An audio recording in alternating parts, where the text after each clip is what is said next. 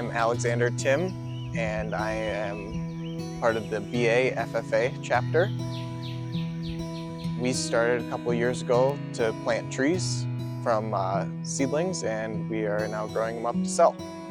So when we start growing our trees, we start them we'll start with the oak trees. We have like our acorns, and we'll put them in like an ice cream bucket with a layer of dirt, put them in a small layer, thin layer, and then we'll put a wet paper towel over it, another layer of dirt, and we'll keep stacking it up. And usually we'll do a couple containers of those. Then we'll put them in the fridge over the winter, and then in the spring we'll plant them in containers. After we put them in the containers, we put some of them under grow lights and some of them outside. And then we just sort of water them every once in a while and just let them be.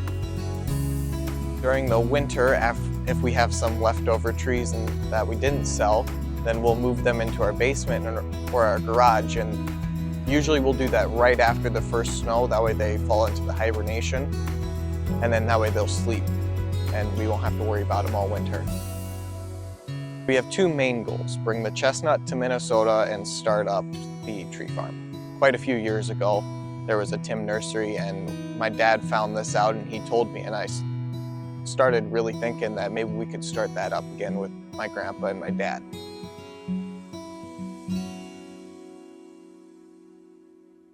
Quite a few years ago, and it's still going on today, the American chestnut was hit by the chestnut blight, and billions of chestnut trees were wiped out. My grandpa is doing most of the chestnuts right now, and he has been growing them up over the last couple of years. He's been using the mild winters to get them started in Minnesota. And he's been taking the chestnuts from the trees that were able to survive the winters. That way their knowledge from the winter will be passed on to the next generation of the trees. And then we're hoping that the trees will be able to spread throughout Minnesota. One reason is for deer habitat. The deer will choose a chestnut over an acorn, about 10 to 1. And then another reason is a lot of people grew up with a chestnut tree in their backyard and they were able to make food and stuff out of it. My SAE and in FFA, I do the forestry competition. It's really preparing me to go into the forestry field.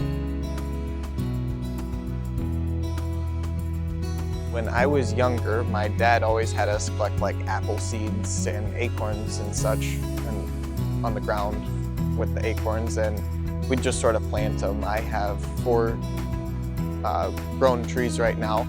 They're like 8 or 9 years old now. And I don't know, I just like seeing that.